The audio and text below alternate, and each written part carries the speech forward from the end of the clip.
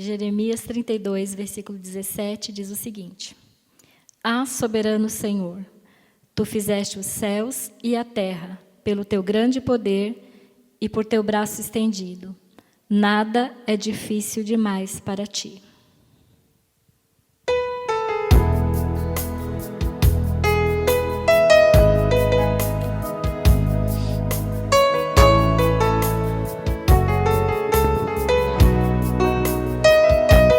Nosso Deus é soberano, Ele reina antes da fundação do mundo. Nosso Deus é soberano, Ele reina antes da fundação do mundo.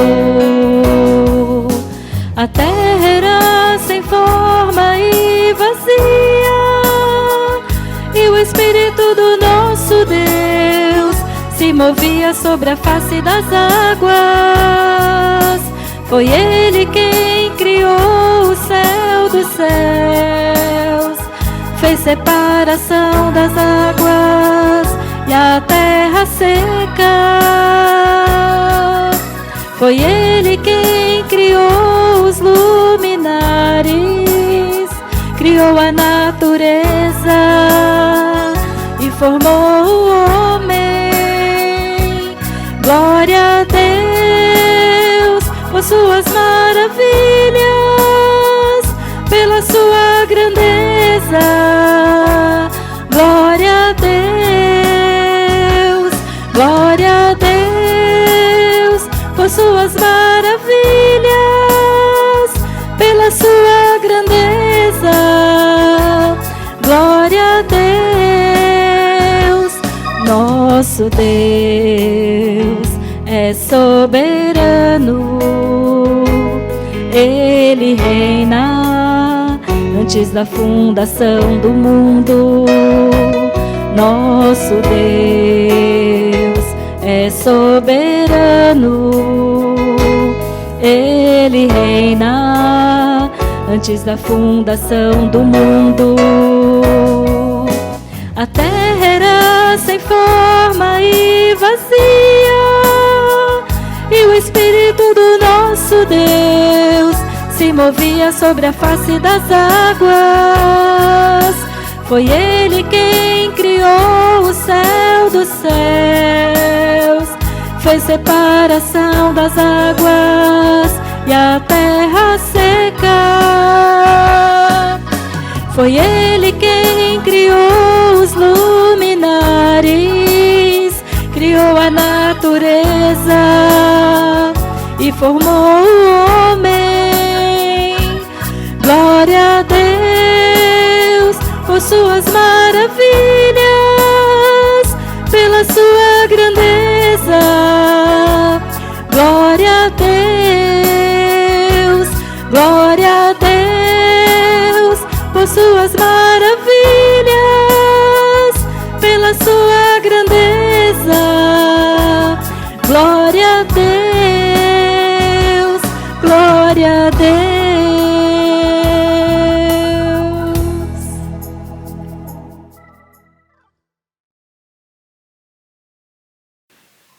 Boa noite a todos. Estamos iniciando mais uma vez o nosso culto.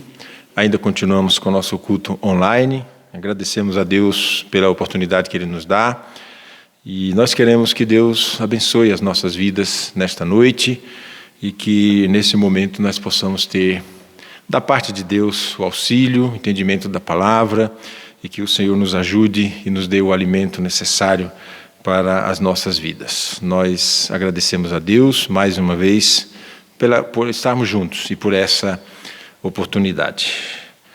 Salmo 23, escolhi este salmo para a nossa meditação desta noite e nós temos caminhado na carta de Paulo aos Gálatas, mas senti o desejo no meu coração de compartilhar com vocês nesta noite o Salmo 23. É um salmo conhecido, um salmo praticamente que todos os cristãos conhecem, principalmente os cristãos e algumas pessoas também que têm a sua devoção ao Senhor. conhece este salmo. Esse é um dos salmos mais conhecidos, um dos salmos mais citados. Algumas pessoas até conhecem de cor este salmo, quase que a maioria dos cristãos.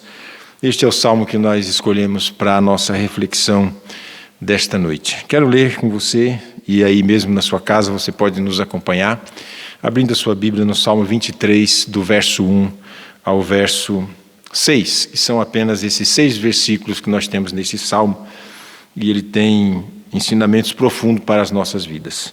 Quero ler o salmo para que a gente possa, à luz da palavra de Deus, refletir sobre o que temos de ensino e também alguns segredos que este salmo revela e que talvez nem todas as pessoas conheçam, apesar de recitar, apesar de, às vezes, colocar pelo menos o primeiro versículo. Você vai ver em alguns para-choques de caminhão, e você vai ver este versículo talvez em alguns lugares como para-brisas dos carros, mas poucas pessoas talvez entendam o verdadeiro sentido deste salmo, o contexto dele e o que o salmista estava vivendo para poder escrever este salmo.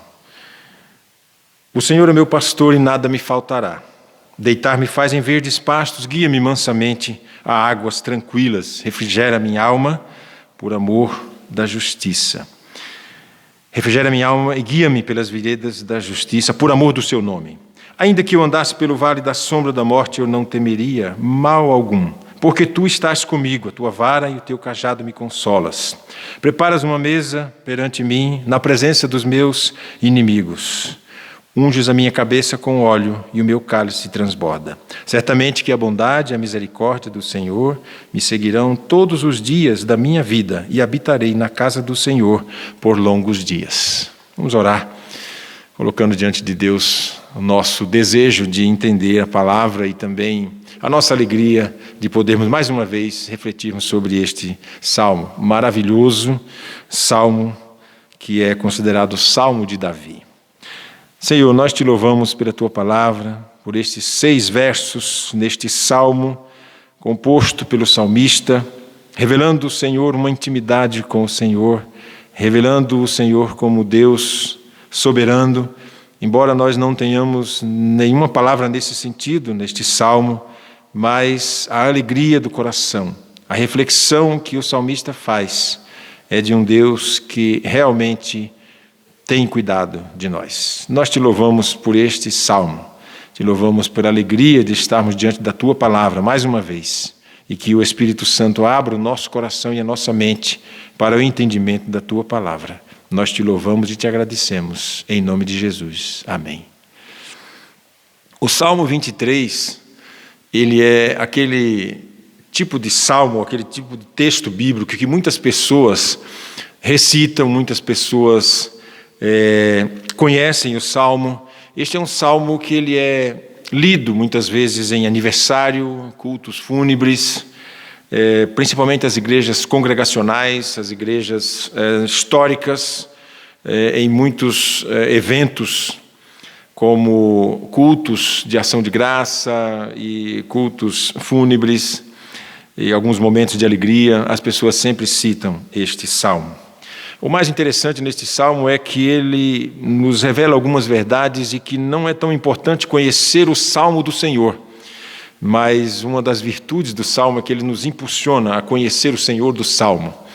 E este salmo é um dos salmos de Davi. Este é um dos 73 salmos que a gente tem entre todos os salmos que foram escritos pelo salmista Davi, ou atribuídos a ele, ou, de certa forma, escritos para ele. Como Davi foi um rei, a gente tem que ele, além de ser rei, ele era músico também. Isso é revelado em 1 Samuel, quando ele toca a harpa para acalmar o coração de Saul. Então, como ele era uma pessoa muito dada à música, ele compôs esses salmos, e também em forma de poesia e declamação. Estes salmos eram cantados, eles eram orados e eles eram, de certa forma, declamados pelos cristãos da época. Os nossos irmãos do passado, eles usavam os salmos como forma de cântico, forma de meditação e reflexão e, de certa forma, recitavam como poesias e também eles eram os salmos cantados e orados pela igreja. Então, qual era a música que os irmãos cantavam? Os salmos. Por isso você vai encontrar em alguns lugares Salmo de Davi ou Cântico de Davi, de certa forma, quando eles caminhavam para o local de adoração, eles iam pelo caminho cantando, e as pessoas iam louvando a Deus já no caminho para o encontro com Deus em algum determinado lugar, eles já iam cantando. Então, o salmista tem neste salmo algumas declarações que ele faz e que nos levam a pensar na realidade do que significa este salmo.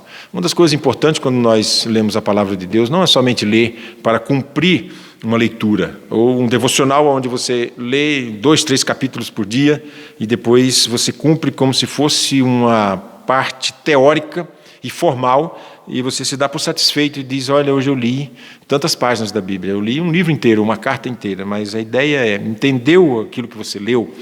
É mais ou menos aquela pergunta que o eunuco recebe da parte de Filipe, quando encontra com ele, disse, você está entendendo o que está lendo? E ele disse, como vou entender se não tem quem me explique, quem me ensine? E a Bíblia diz que Filipe passou a ensinar, e a palavra de Deus a ele, tornar de forma compreensível, até o ponto de ele dizer, eis aí a água, o que impede que eu seja batizado? O assunto provavelmente era salvação, justificação. E aí Filipe disse a ele, olha, é lícito se creres de todo o coração. Uma outra passagem da Bíblia que também cabe a gente citar nesse momento, antes de entrar propriamente na meditação do texto, é Filipenses 4,13. Posso todas as coisas naquele que me fortalece. A gente já teve a oportunidade de ver uma imagem de um homem que rasgava aquelas listas telefônicas com bastante força, um camarada bem forte mesmo, e ele rasgava aquelas listas telefônicas grossas assim com a mão, e quando ele terminava de rasgar, ele dizia, posso todas as coisas naquele que me fortalece. E na verdade, esse não é o sentido do texto, porque Paulo, quando está se referindo a esse texto, ele está se referindo a aflições, dificuldades, situações de risco, de perigo, situações de prisão, fome, necessidade, mas ele está querendo dizer, olha, eu passando por todas essas situações, eu posso passar por todas elas, que eu não perderei a minha fé em Cristo, Ele vai continuar sendo o meu Senhor, o Senhor da minha vida, e eu serei fortalecido na fé. Ele disse, posso todas essas coisas, porque o Senhor me fortalece. Não é a questão de você ser o super crente, de você realmente estar numa situação em que nada vai acontecer para você, tudo vai dar certo, né?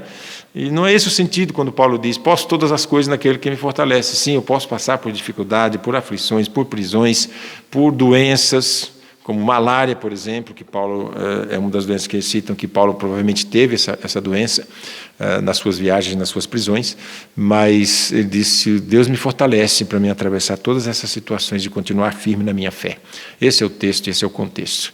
O Salmo 23, Davi começa esse salmo justamente fazendo ênfase ao Senhor e ao pastor. É o salmo do pastor, mas é o salmo do pastor que é o Senhor, que é o nosso Deus. E a palavra aqui do Senhor é Yavé, conhecido como tetagrama, aquela palavra que define Deus, Yavé, o Deus da providência.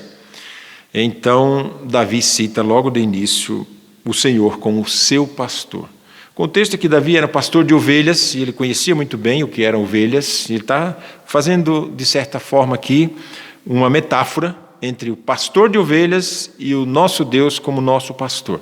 Embora a gente conheça esse salmo, e talvez você também já viu como eu, a Bíblia aberta nesse salmo, em cima da mesa, na estante, na cabeceira da cama, nas entradas das instituições e algumas repartições públicas, quando você chega no local, você abre a entrada, o saguão de entrada, e tem lá um lugar, uma mesa bonita, e a Bíblia aberta no Salmo 23, como uma espécie de um amuleto que espanta qualquer tipo de situação que não seja muito agradável às pessoas.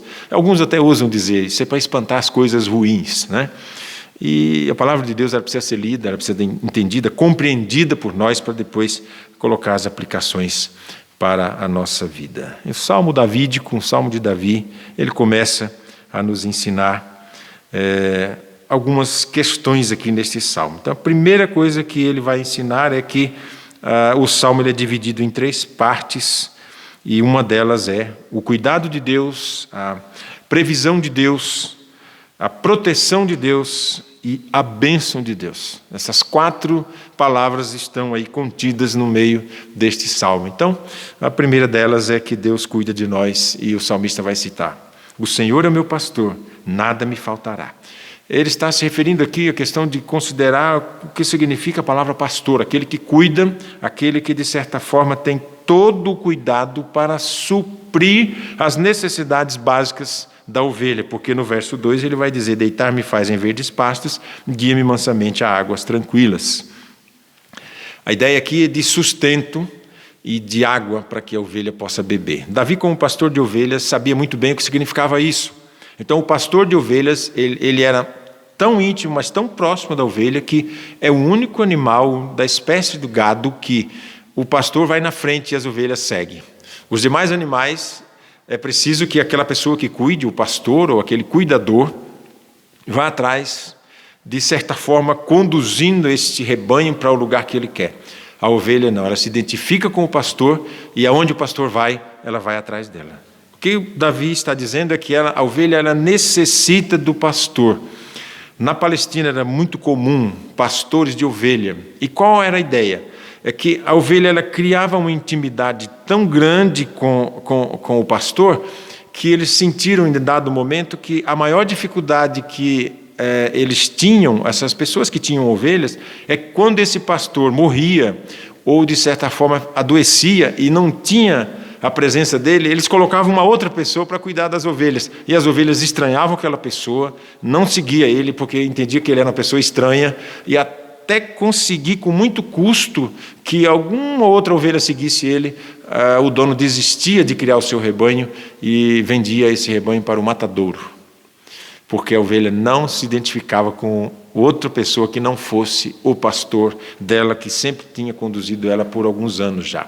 Então, com isso, eles perceberam que tinha que mudar a estratégia. É que, em vez de um pastor só, colocava-se 2 pastores, um e um outro pastor auxiliar, para que no dia que aquele pastor não pudesse mais ir por causa da sua velhice, por causa de alguma doença, ou até mesmo que ele viesse a falecer, aquele outro mais jovem, que estava já caminhando um tempo com a ovelha e já tinha também se identificado, passava a assumir o rebanho. Mesmo assim, alguns rebanhos não se davam muito bem com esse segundo pastor, porque já estavam mais acostumados com o primeiro. Até que a palavra de Deus diz, o Senhor Jesus fala que as ovelhas conhecem, a ovelha conhece a voz do pastor. E isso já trazendo para o sentido de metáfora na questão da criação de ovelhas mesmo. Então, uma das coisas que Davi nos ensina nesse salmo, que a ovelha era totalmente dependente do pastor ou do seu guia, daquele que cuidava dela. Assim, dessa forma, ele está dizendo: o Senhor é o meu pastor, e o Senhor cuida de mim, e nada me faltará. 2 questões para a gente considerar. Primeiro, Davi era tão íntimo de Deus que ele chamava Deus de meu pastor. Significa uma certa possessão, como se a gente tem os nossos relacionamentos íntimos mais próximos. Então você diz: essa pessoa é meu filho, essa é minha esposa, esse aqui é meu irmão em Cristo. Por causa da proximidade do relacionamento, a gente usa sempre essa questão do pronome possessivo, de dizer: este é meu Senhor, e o Senhor é meu pastor. É isso que o salmista quer dizer. E a outra questão é: nada me faltará.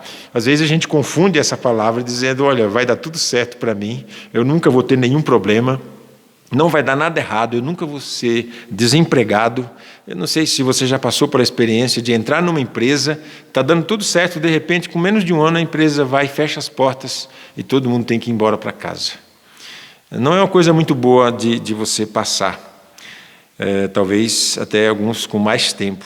Ficou na empresa desde o tempo que a empresa foi fundada, em algum momento, estamos encerrando as nossas atividades, e você achava que aquele emprego era um dos melhores empregos que você já teve, e de repente fechou, acabou as atividades e foi embora. Então, como cristão, a gente sabe que algumas questões nós vamos viver, e algumas dificuldades também.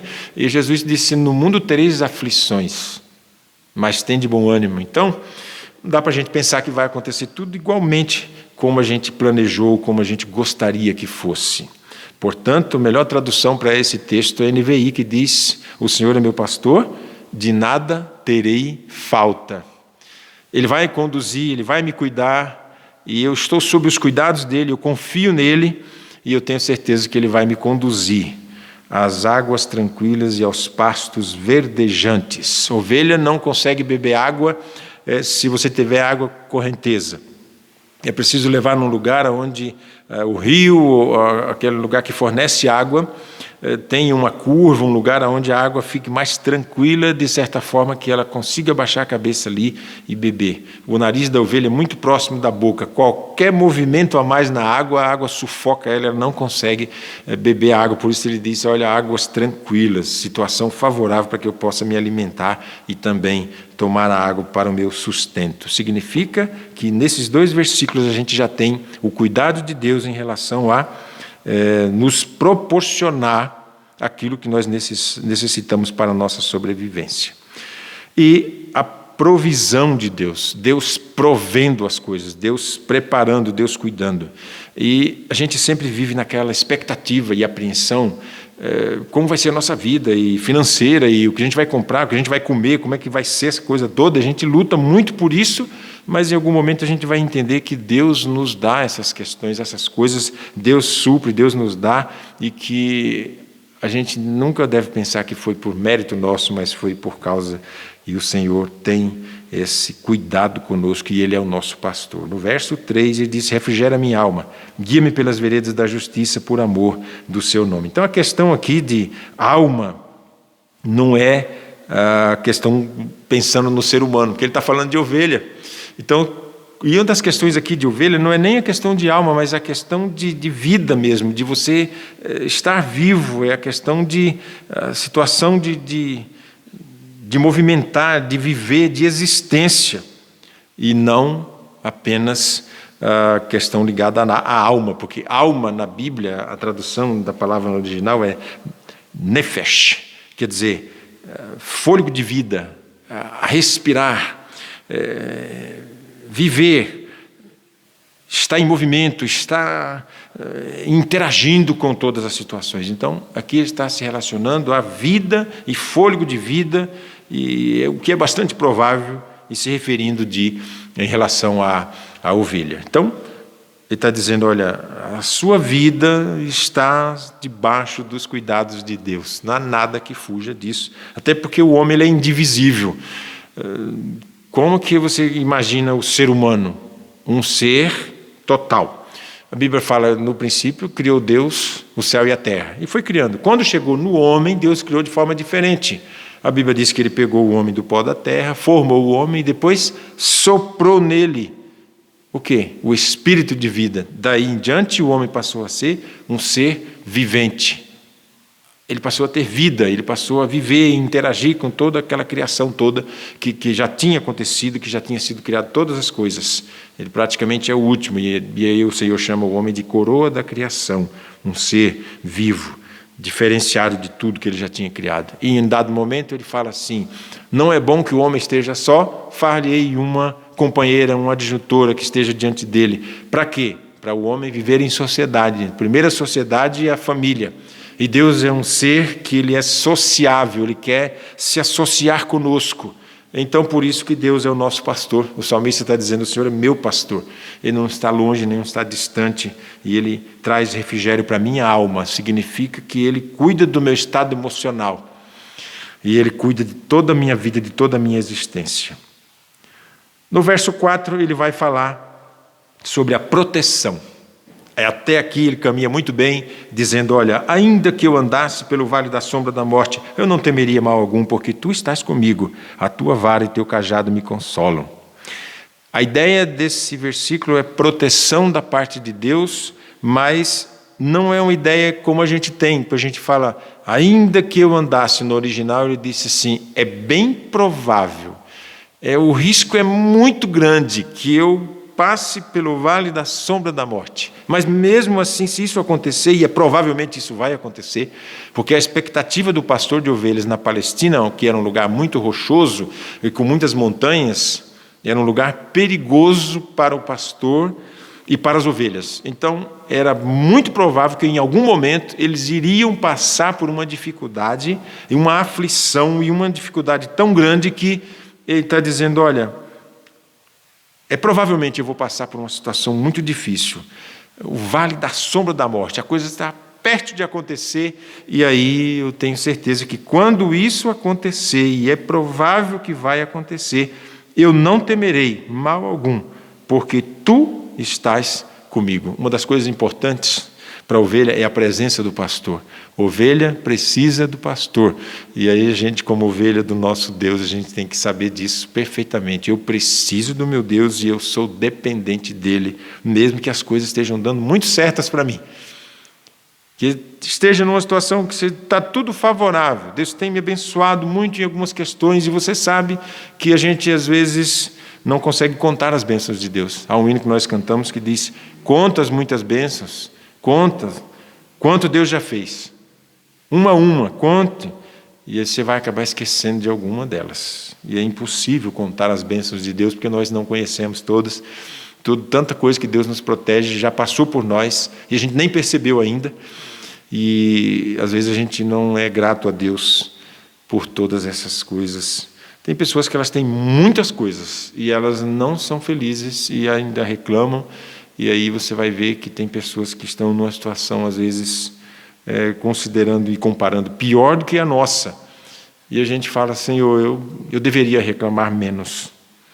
E o que o salmista está dizendo aqui é, ainda que eu passasse por uma dificuldade muito grande, e que fosse uma coisa muito temerosa para mim, e provavelmente eu vou passar, eu não temeria mal algum, porque tu estás comigo, a tua vara e teu cajado me consolam. A vara do pastor significava a segunda parte do cajado. A primeira parte é aquela parte curva do cajado que todo mundo conhece, e a parte inferior era a parte que ele usava para, de vez em quando, corrigir uma ovelha ou outra no caminho e enfrentar qualquer tipo de animal ou perigo para as ovelhas, defendendo o seu rebanho. Já a parte de cima do cajado era usada para recolher ou direcionar a ovelha para o lugar certo, e uma espécie de arco que o pastor colocava ela na entrada do curral onde ele guardava as ovelhas, ou o aprisco, que é também chamado. Ele deitava o cajado nessa posição e com aquele arco virado, ele dizia, as ovelhas iam passando embaixo desse cajado, e ele usava o cajado como referência. 1, 2, 3, 4, 5, até que passavam todas as ovelhas. E a gente tem uma passagem extraordinária na Bíblia, que é a parábola da ovelha perdida, né? Que o homem contou as 99 ovelhas, ele tinha 100 ovelhas, ele percebeu que faltava uma. E aí a Bíblia diz que ele deixou aquelas 99 e guardou as 99 no aprisco e foi atrás daquela ovelha perdida. Então o pastor é capaz de contar o seu rebanho todos os dias e saber que todas as ovelhas estão guardadas. E o cajado era usado justamente para isso, um ponto de referência, onde ele curvava o cajado na direção da entrada do aprisco, e as ovelhas iam passando e ele contava uma a uma. Controle de todas elas. O Senhor é o meu pastor. E Ele, não só eu conheço Ele como pastor e reconheço a sua voz, mas Ele me conhece. E o pastor conhecia todas as suas ovelhas, cada uma com sua característica diferente. Verso 5, ele vai mudar um pouco a história do Salmo, porque ele está falando de ovelha, ele está falando de cuidado, de refrigerar a alma, de sustento, de proteção em relação ao perigo. No verso 5 ele disse assim, preparas uma mesa perante mim na presença dos meus inimigos, unges a minha cabeça com o óleo e meu cálice transborda. O que ele quer dizer nesse verso 5 é que Deus cuida de tal forma dos seus servos que os inimigos iriam ver o cuidado de Deus e uma espécie de um banquete celestial que Deus prepara para os seus. Não é aquela coisa de você pensar, por exemplo, que o chefe não vai muito com a nossa cara e de repente em algum momento ele parece que abusa do seu poder e aí você fala, o chefe está me perseguindo, ele é meu inimigo. Não é esse tipo de coisa. Aliás, perseguição para nós, assim, às vezes a gente pensa nisso como uma coisa muito grave, mas não sabemos nada. O Dr. Shedd costumava dizer, nós não sabemos o que é perseguição no nosso país. Muito poucas pessoas têm, em alguns lugares talvez, algum tipo de perseguição. Mas nos outros países fechados para o Evangelho, esses irmãos nossos que professam a fé em Cristo sofrem bastante. Haja vista portas abertas com quase todos os testemunhos que você tem de pessoas que servem a Deus e são fiéis ao Senhor, debaixo de muita perseguição, e perseguição fortíssima, que vai desde trabalhos forçados, diários, sem paradas para beber água, se hidratar, e com fome, muitas vezes sem alimentação, até abusos sexuais e muita coisa. Esses irmãos nossos mantêm a sua fé viva, debaixo de muita perseguição, mas entende perfeitamente que Deus é soberano. Então, no verso 5, ele está dizendo que os inimigos iriam assistir a um banquete espiritual que Deus preparou para os seus salvos. E aí ele parece como ungir a cabeça com óleo. Na verdade, aqui não se trata de unção específica na Bíblia como uma espécie de uma espiritualidade diferenciada, mas o texto está falando de honra.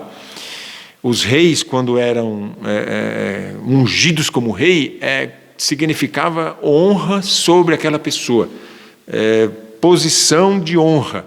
Então dava-se um banho de óleo como uma espécie de unção, porque era honra a ele. Então o óleo é usado como honra, o óleo era usado como oferta para Deus, uma oferta como sacrifício a Deus, o óleo, o azeite, e como remédio também. Mas aqui ele está especificamente falando de honra. Imagine a pessoa sendo honrada na presença dos inimigos, daqueles que queriam ver a sua derrota e o seu fim. E a pessoa olhando lá e vendo, como é que pode? Olha a posição que ele está, olha onde Deus colocou ele, mas não concordo com isso. Que coisa, como que pode, justo ele, poderia ser eu ali e tal. E entra a questão do invejoso também, mas a ideia aqui é que o salmista não queria ficar bem com as pessoas por conta de aparecer diante dos outros, mas ele entendia perfeitamente que Deus iria honrá-lo perante os seus inimigos ou aquelas pessoas que o perseguiam. Caminhando para o final, a gente tem o verso 6, que com certeza tem muitos ensinamentos aqui para nós, mas ele é praticamente o fechamento do salmo. Quando o salmista diz assim: certamente que a bondade e a misericórdia me seguirão todos os dias da minha vida e habitarei na casa do Senhor por longos dias. Duas palavras para a gente entender. Primeiro, bondade. Bondade é aquilo que Deus tem para com todas as pessoas. Então, quando você pensa, Deus é bom, Ele dá sol, chuva, tempo, a agricultura dá o sustento para todas as pessoas. Então, quando você vai no mercado e vai lá comprar as coisas, não tem lá um cantinho reservado para o servo de Deus e aí outro para o ímpio que não crê em Deus ou ateu, não. Todos eles desfrutam da bênção de Deus, da criação de Deus, da agricultura, de tudo que Deus criou para nosso sustento. Então, bondade de Deus é quando Ele dá chuva e sol para todos. Deus é bom.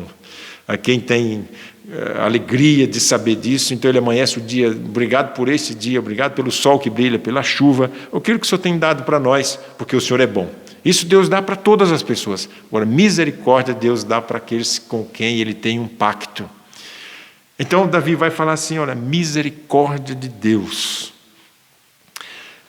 Essa palavra no original é reset. Essa é a palavra que a gente deveria decorar. A gente decora shalom, que é paz, né? Shalom Adonai, a paz do Senhor. Mas reset, que é misericórdia, a gente deveria ter ela todos os dias. Senhor, eu sei que tudo que está acontecendo na minha vida de bom, não é porque eu mereço, não é porque eu tenho andado nos seus caminhos, mas é porque o Senhor é misericordioso para conosco. A Bíblia diz, a misericórdia do Senhor se renova a cada manhã. Para quem? Para aquelas pessoas que Deus tem um pacto com eles. Aos outros Deus abençoa, mas aos seus Deus exerce misericórdia. A ideia é a gente pensar nisso. E tem pessoas que elas caminham muito bem, e quando elas oram, elas falam assim, Senhor, eu te agradeço porque o Senhor é muito bom, e o Senhor tem feito isso, isso, isso, tal. E ela vai bem na oração. Mas chega um ponto que ela começa a partir para a heresia. Mas também, Senhor, o Senhor sabe, eu sempre tenho andado nos seus caminhos. Eu tenho sido um crente fiel, eu tenho meditado na palavra todo dia, eu tenho sido um dizimista fiel lá na minha igreja. Então o Senhor sabe que, eu acho que é por isso que o Senhor está abençoando a minha vida, né? Porque o Senhor sabe que eu tenho sido um servo bom, né? Ele começa a se qualificar diante de Deus como se isso fosse parâmetro para Deus abençoar ele, ter misericórdia dele, e não é nada disso. A misericórdia de Deus sobre as nossas vidas são única e exclusivamente porque Ele quer e Ele deseja. Deus quer agir conosco por misericórdia. Aliás, Deus agiu conosco desde o momento da nossa salvação. Foi pura misericórdia de Deus a gente ser alcançado por essa graça. Então, quando o salmista fala reset, é misericórdia de Deus sobre a nossa vida, é porque Deus tem um amor leal, inabalável. Ele é fiel para com os seus. E a gente sempre vai ouvir alguém dizendo, Deus é fiel, isso faz parte da sua misericórdia. Não é porque a gente é bom crente, não é porque a gente ora todo dia, não é porque a gente tem o nosso momento de oração todo dia. Então Deus fala, olha, porque Ele é fiel, Ele é misericordioso para conosco, porque é característica de Deus e é a parte de um atributo de Deus, ser misericordioso para conosco. Ninguém experimentou tamanha misericórdia como Davi. Depois do seu pecado, ele sabia o que era a misericórdia de Deus, porque ele olhava e falava, olha, não tem nada, acho que não merecia nem estar desfrutando dessas bênçãos, mas é pura misericórdia de Deus, porque Ele quis, e Ele é fiel, e é um amor de Deus leal e inabalável para conosco. Então, quando a gente pensa na misericórdia de Deus, a gente fala, amanhã eu vou estar desfrutando dessa misericórdia de novo. Por quê? Porque Deus é fiel na sua misericórdia, ela é inabalável e ela se renova cada manhã. Então, quando o salmista se depara com essa situação, ele é capaz de refletir e dizer, tudo que eu tenho, tudo que o Senhor proveu para mim, tudo aquilo que o Senhor permitiu que acontecesse, e tudo de bom que eu recebi da parte do Senhor não é por mérito meu, mas é por causa da graça de Deus e por causa da sua misericórdia que me alcançou. E aí ele toma uma atitude, é a única atitude que o salmista toma nesse salmo. Até agora ele só falou e só teceu comentários e louvor e adoração a Deus pelo que Deus é. O Senhor é o meu pastor. E ele, quando chega no final, ele disse, olha, eu vou, por causa desta aliança de Deus, eu vou prometer uma coisa. Eu vou prometer servir a Deus sempre, ser grato, ser adorado, adorar a esse Deus sempre, porque a misericórdia do Senhor, ela todos os dias ela está comigo. E aqui a gente tem uma palavrinha que nos ensina e que vai nos ajudar. Certamente que a bondade e a misericórdia do Senhor me seguirão. É o que parece para nós no português. No original aparece perseguirão. Essa palavra perseguir, hanaf, no original, significa aquela coisa de o inimigo está perseguindo alguém para matar. E ele já está quase pegando o inimigo.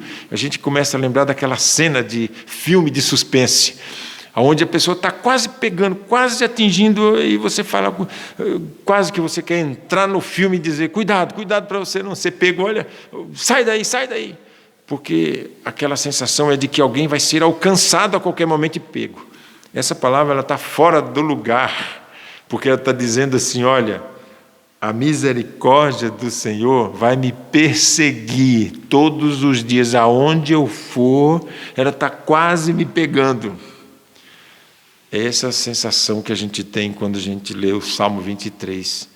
É que a misericórdia, a bondade do Senhor está me perseguindo, aonde eu vou, ela vai atrás. E aí você fala, olha, realmente isso é demais, isso é magnífico, isso é demais para a nossa vida, para a gente entender esse negócio chamado misericórdia de Deus. Ela não segue, como o texto está falando, me seguirão, ela nos persegue. E perseguir, hanaf, é diferente de você seguir. Caminhar junto, seguir alguém é uma coisa. Perseguir alguém é você ir atrás em todos os passos.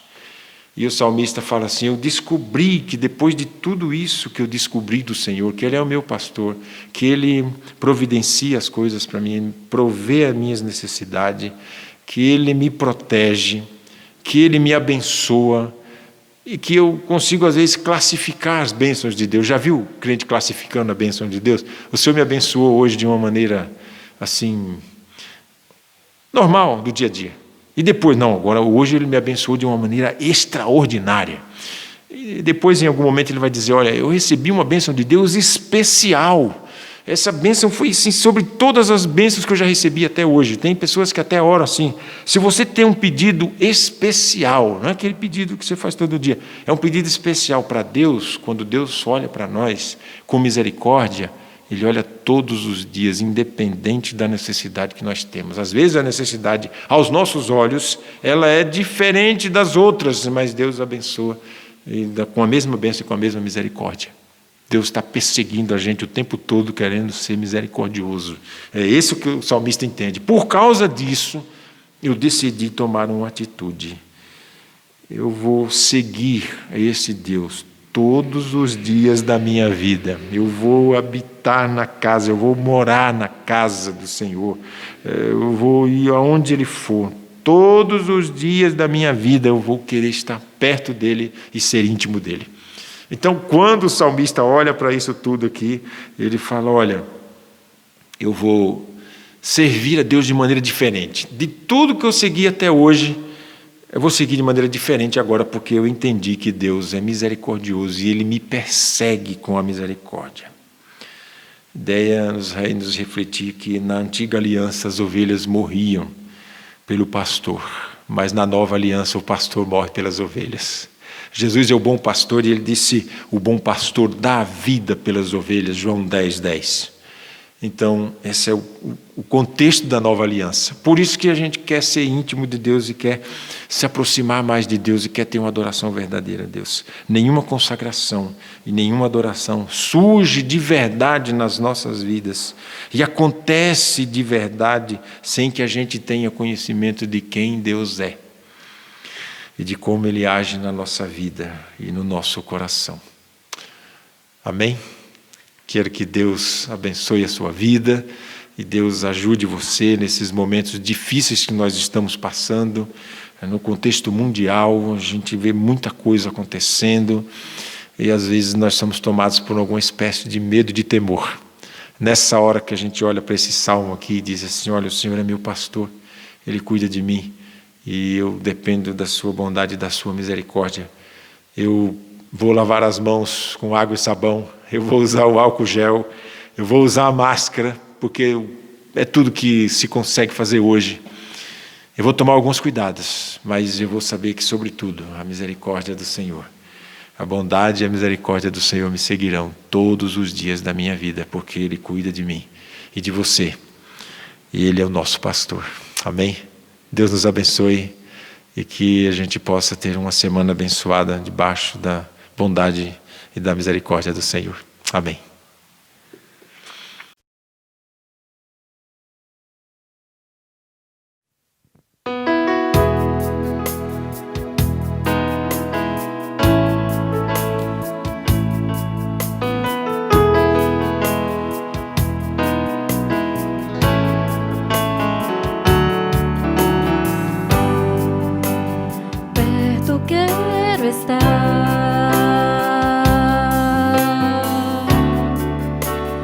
Junto aos teus pés,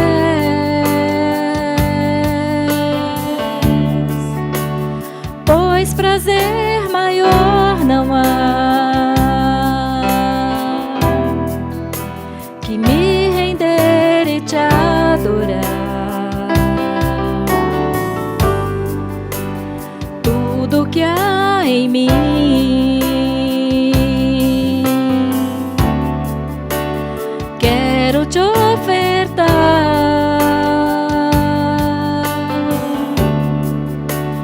mas ainda é pouco, eu sei, se comparado ao que ganhei. Não sou apenas servo, teu amigo me tornei.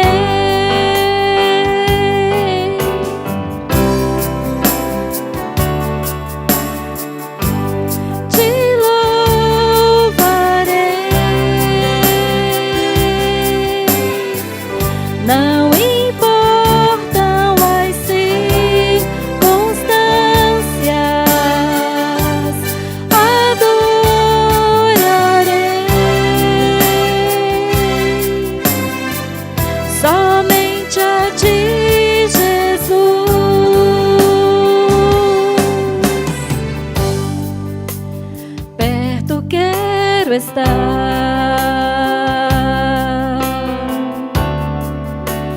junto aos teus pés,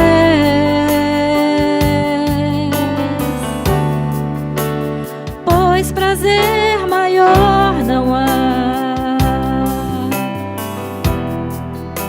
que me render e te adorar. Tudo que há em mim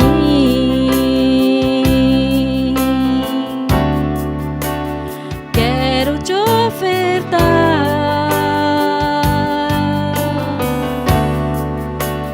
mas ainda é pouco, eu sei, se comparado ao que ganhei. Não sou apenas servo, teu amigo me tornei.